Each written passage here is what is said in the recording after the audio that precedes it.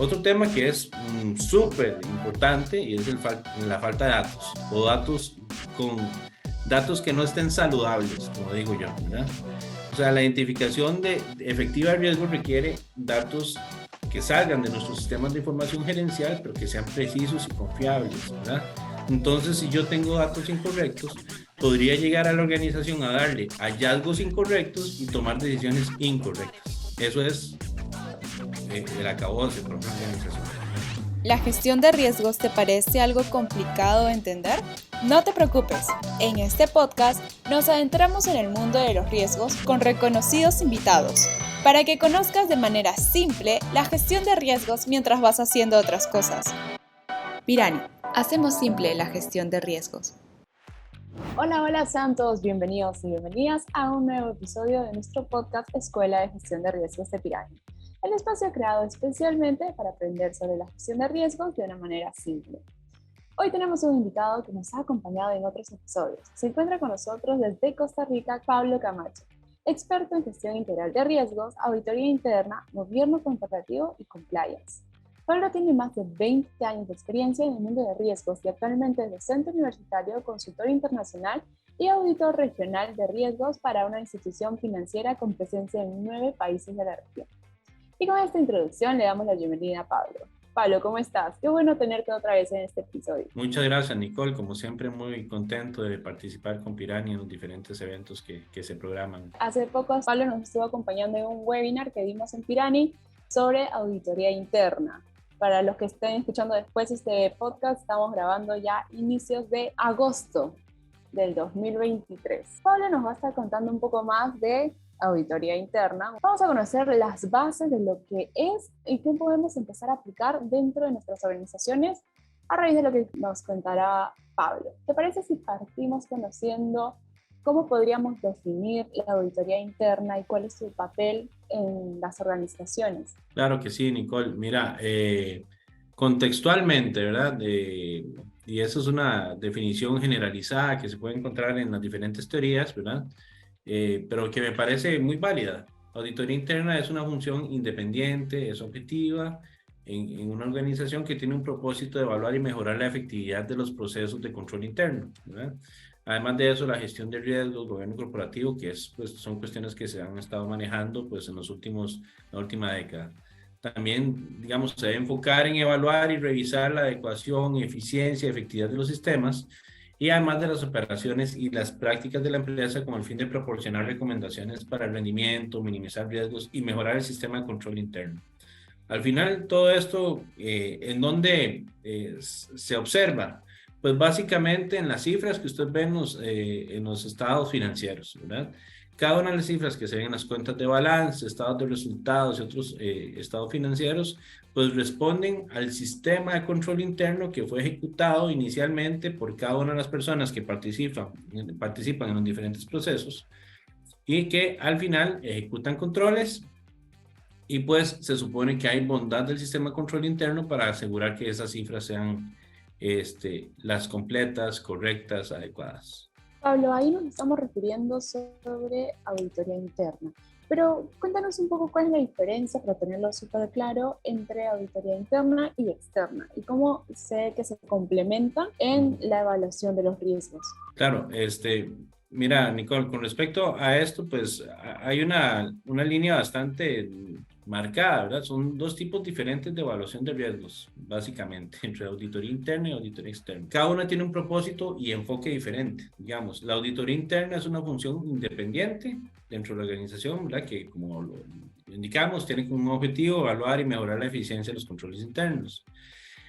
En cambio, lo que es la auditoría externa, pues es realizada por digamos, entidades que son contratadas con un fin específico para realizar riesgos, controles internos y procesos, pero tal vez a veces enfocadas en, no sé, digamos, en la parte financiera, ¿verdad?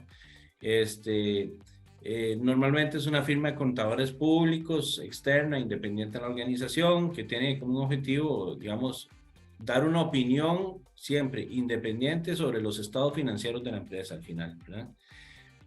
Evidentemente pueden revisar algunas otras cuestiones, digamos, todo lo que es relacionado con anti-money laundering o gestión integral de riesgos, pero normalmente, digamos, el principal objetivo es proporcionar esa opinión sobre los estados financieros y todos los principios contables que se aplican en las diferentes normas de auditoría que eventualmente también tienen un impacto sobre las cifras que están observadas o indicadas o plasmadas en los estados financieros, ¿verdad?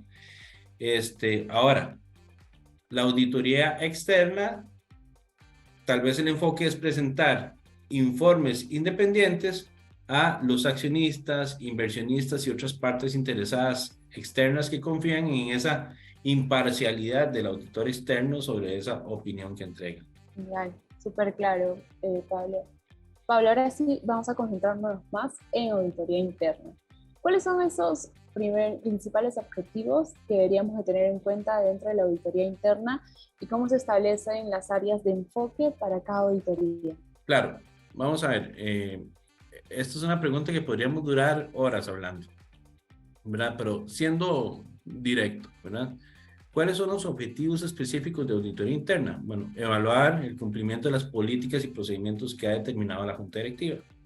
Entonces, claro está, entonces observamos una política, procedimiento, debemos saber si se cumplen y deberíamos de dar una opinión hacia la dirección de si se están cumpliendo específicamente estos mandatos interpuestos por estos tipos de instrumentos. ¿Qué se topa uno? Pues normalmente políticas muy amplias, procedimientos súper amplios, pero en la gestión eso no se hace. Entonces ahí uno podría indicar que para poder ejecutar tales políticas hay falta de estructura, ¿no? Entonces la recomendación sería o reforzar la estructura o darle un alcance diferente a esa política, al qué, como lo está estableciendo la Junta Directiva, ¿verdad? Luego, también, pues, dar una opinión relacionada con el tema del sistema de control interno. Para eso, entonces, se hace una evaluación de la eficacia de los controles internos. Esos son otros de los objetivos, grandes objetivos de auditoría interna, ¿verdad? Entonces, ¿qué son los controles internos? Bueno, las medidas que se han implementado para salvaguardar los activos de la organización, ¿no? Entonces, la idea es garantizar la integridad de la información financiera y operativa que ronda en torno a esos controles o que van a rondar en torno a las cifras que se observan en los estados financieros y también observar el cumplimiento de esos controles, ¿verdad? Otro de los objetivos es identificar riesgos y proponer medidas correctivas y creo que aquí, pues, digamos, se utiliza mucho el decir una auditoría basada en riesgos. Pues sí, ciertamente es así. Comentábamos en uno de nuestros webinars que muchas veces se observa que auditoría interna tiene la operación o la revisión de cierta cantidad de riesgos, pero tal vez esos riesgos no son los mismos que ha identificado la primera línea, ¿verdad? O la segunda línea. Y si fueran los mismos, a veces hay diferencias en cómo se gestionan, cómo se observan, cómo se miden, ¿verdad? Entonces, ahí evidentemente lo que se requiere es una alineación por parte de las líneas. Otro objetivo es mejorar la eficiencia y la eficacia operativa. Bueno, entonces hay que analizar esos procesos de las operaciones para identificar oportunidades de mejora en términos de eficiencia del proceso y eventualmente proponer ingeniería de procesos y tener ahorro de costos, ¿verdad? Por procesamiento y mejor calidad. Y digamos que uno de los principales es asegurar la integridad de la información financiera. Básicamente, al revisar los controles y el sistema de control interno, pues auditoría interna valida la precisión de esa información financiera para asegurar que los estados financieros reflejan adecuadamente la posición financiera de la organización y puede hablarse de la bondad del sistema de control interno en términos de, digamos, su fortaleza o su entereza para poder sustentar las cifras. Bueno, creo que ahí tenías razón, teníamos mucho para hablar sobre los objetivos. Claro. Y lo bueno es que al menos estamos trazando cuáles son los principales para que el público, los oyentes que están ahora acompañándonos en el episodio puedan tenerlo cada vez más claro. Pablo, ¿cuáles son esos desafíos que tú ves en el día a día que son los más comunes que enfrentan los profesionales de la auditoría interna en los procesos de identificación y gestión de riesgos que estabas hablando anteriormente? Bueno, Nicole, si en la anterior podíamos hablar hasta las 11 de la noche, esta podemos hablar hasta las 11 de la noche de mañana. Nos quedamos de largo. Sí, sí. Hay demasiados desafíos, demasiados. además de los desafíos que ya ¿verdad? Supone el hecho de decir que soy auditor interno y a veces la cultura de la organización no está tan enfocada en que auditoría es para la ayuda de los procesos y ayudar a la organización, que ya eso es un desafío, ¿verdad? La gente dice, cuando viene auditoría, ay, Dios mío, algo malo me va a pasar. No, realmente eso debería ser un tema de considerarlo una ayuda. Pero más allá de esa suposición, ¿verdad? Hay unos que son tácitos, ¿verdad? Algunos desafíos que son tácitos, que se observan todos los días, que se viven todos los días. La complejidad de los riesgos con las que operan las organizaciones. Definitivamente es importante reconocer que las organizaciones operan en un entorno complejo y cambiante. Entonces, el riesgo que es hoy no lo es mañana. El control que establecí hoy sobre esos riesgos no sirve mañana, ¿verdad? El control, si hoy lo establecí manual, de repente mañana lo necesito automático. Entonces, eso me genera a mí, evidentemente, un desafío importante en la constante revisión y actualización de esa complejidad de riesgos. Otro tema que es súper importante y es la falta de datos o datos que no estén saludables, como digo yo, ¿verdad? O sea, la identificación efectiva de riesgo requiere datos que salgan de nuestros sistemas de información gerencial, pero que sean precisos y confiables, ¿verdad? Básicamente que tengan ciertos atributos de confiabilidad en el sentido de la precisión y en el momento que los puedo solicitar y que no haya diferencia en los datos. Entonces, que yo saque ese dato de una base de datos y de otra base de datos y siempre sea el mismo. Entonces, a veces se ven resultados diferentes, ¿verdad? Pablo, También ¿y a qué crees que se debe esta diferencia de datos? Que a veces no encuentran el match entre una lista y otra. ¿A qué se debe? ¿Me estás preguntando? Sí. Sí, bueno, básicamente hay diferentes temas. Supongamos dos ejemplos. Uno es a la hora de entrada de los datos de un cliente. Entonces, cuando ponemos el número de identificación, yo lo puedo poner con un formato de 10 dígitos, pero resulta que la otra persona puede poner un dato de 8 dígitos. Entonces, cuando voy a buscar al cliente, ¿lo busco por 10 o lo busco por 8? Entonces ya ahí me genera un tema importante, digamos, en la estructura, ¿verdad? Entonces, obviamente, entonces tendría yo que hacer una limpieza de los datos para dejarlo de 10 o dejarlo de 8. O sea, yo saco de las dos bases de datos y las unifico en 10 datos. Ahí, obviamente, un control debería ser que solamente se puede meter de 10 dígitos el número de identificación del cliente, pero eso está como un control, debería estar como un control en la entrada de los datos. Eso es muy fácil, eso es captura de datos general. O por darle un ejemplo, las direcciones. Vamos a ver, Julián Álvarez, 1449, Ciudad de Buenos Aires, es bastante fácil, ¿verdad? Pero en otros países es provincia. Voy a poner un ejemplo de Costa Rica. San José, Cantón Santa Ana, Distrito Brasil. Y otras señas que ya es Casa Amarilla Residencial X. Eso es una dirección completa. Pero si usted tiene la posibilidad de no poner ni la provincia, ni el cantón, ni el distrito, ¿verdad? Y usted pone Casa Amarilla en Residencial Los Arcos, aquí en Costa Rica hay 15 residenciales que se llaman iguales. Entonces, usted no tiene claridad de a qué cliente se refiere o qué dirección es la correcta. Digamos que para entregar estados de cuenta. Y otros es ya sobresaldos, datos que son calculados. Entonces, en una base de datos se calcula de una manera un saldo y en otra base de datos se calcula de otra manera. O este saldo va a traer una tasa que está en cierto campo de la base de datos y este otro dato va a traer otra tasa. Entonces, los cálculos no están malos, simplemente que utilizan dos tasas diferentes. Y entonces por ahí es donde vienen los problemas de datos no adecuados, ¿verdad? Pero claro, de datos también es otro tema riquísimo para hablar, ¿verdad? En donde se pueden establecer un montón de, digamos, de controles y demás. Pero ciertamente es un riesgo de los más importantes que hoy por hoy se enfrenta a la organización. Entonces, si yo tengo datos incorrectos, podría llegar a la organización a darle hallazgos incorrectos y tomar decisiones incorrectas. Eso es el acabose para una organización, ¿verdad? Luego, cambios en el entorno regulatorio es otro de los riesgos, ¿verdad? De los desafíos que son importantísimos, ¿verdad? Cuando hablamos de compliance, pues ahí tenemos mucha tela para cortar también. Entonces, el tema es que cuando yo establezco mis planes de trabajo, tengo que ir a revisar si la normativa que voy a revisar es la misma que revisé el año pasado o hace 2 meses, ¿verdad? Difícilmente se mantengan en el tiempo, ¿verdad? Y más, si usted trabaja en un grupo regional que tiene presencia en X cantidad de países, pues tiene que verificar, evidentemente, no solamente lo del ente regulador origen, sino lo del ente regulador donde usted consolida estados financieros, que ese es otro tema, ¿verdad?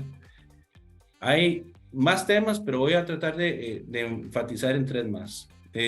Resistencia al cambio, ¿verdad? Evidentemente esto siempre es un tema importante, como le comentaba, a la gente no le gusta que auditoría lo revise. También hay un tema de gestión efectiva de riesgos que requiere cambios en una cultura organizacional que normalmente no está tan desarrollada. Entonces, cuando se quieren establecer esos riesgos que son los que se van a revisar en un proceso específicamente, digamos que uno como auditor trata de asesorar al auditado, pero a veces ni el mismo auditado sabe qué riesgos son los que tienen a los que se expone su propio proceso, ¿verdad? Luego, sobre riesgos emergentes, estamos, creo yo que, ¿verdad? Como decimos, literalmente en pañales, ¿verdad? No sabemos identificar riesgos emergentes, no los gestionamos, no les damos seguimiento y después se materializan esos riesgos teniendo grandes impactos en la gestión financiera y en el modelo de negocio inclusive.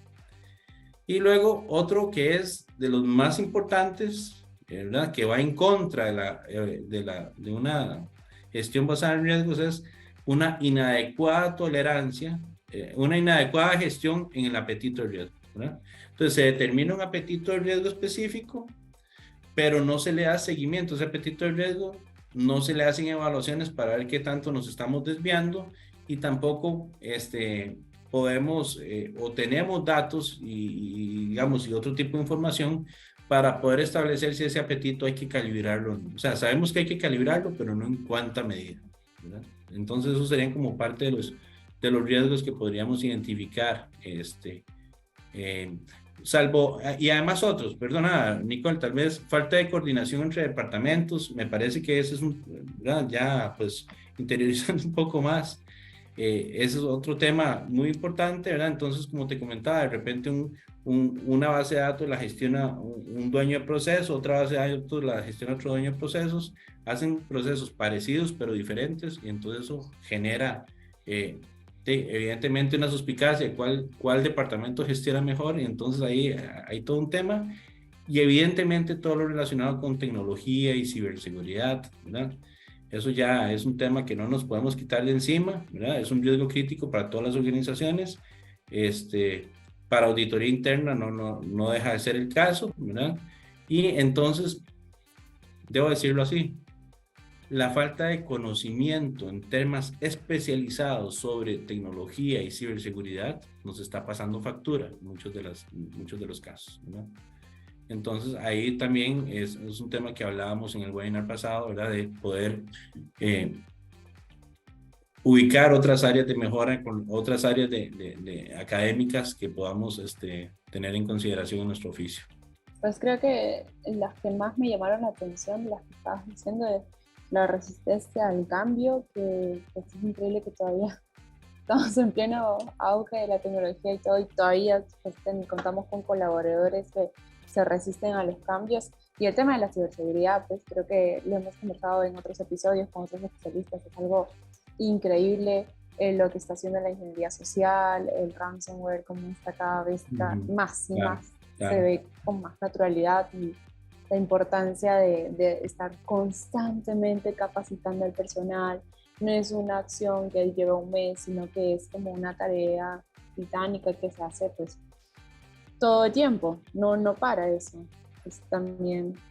Tienes toda la razón, eso no para, y de repente el curso de ciberseguridad que lleva hasta inicios del año como parte de los programas de capacitación, los próximos 6 meses ya está obsoleto, ¿verdad? O sea, eso.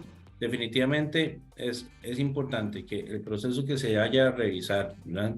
Si es un tema de seguridad de la información o de tecnología específicamente que revisa la auditoría, lo mejor es ir a hacer verificaciones de las normativas, de los procesos que le aplican, de las nuevas tendencias, precisamente para ir, evidentemente, con ese talante que me permita asesorar bien, ¿verdad?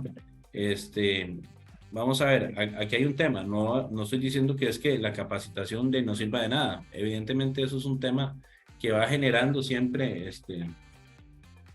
que siempre va generando, digamos, riqueza, ¿verdad? Y obviamente te va generando una base de conocimiento rica, pero el tema aquí es, digamos, precisamente los cambios que se están dando, que son básicamente diarios. Pablo, tú también estabas hablando sobre riesgos emergentes y va mucho con la otra pregunta que yo te quería hacer, era, desde auditoría interna, ¿se puede ayudar a la organización a mejorar su resiliencia frente a los riesgos emergentes y cambiantes? ¿Cómo se logra esto? Claro, vamos a ver, aquí hay varios temas, ¿verdad?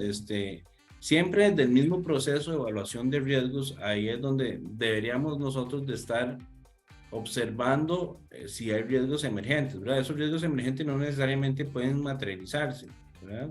Yo ponía en el webinar pasado un ejemplo de una economía que tenía un país, digo, que tenía un diputado, perdón, que en la Asamblea Legislativa puso un proyecto de tasas de usura. Entonces, en ese país habían 5 bancos totalmente tarjeteros, ¿verdad? Enfocados en colocación de tarjetas con tasas muy altas.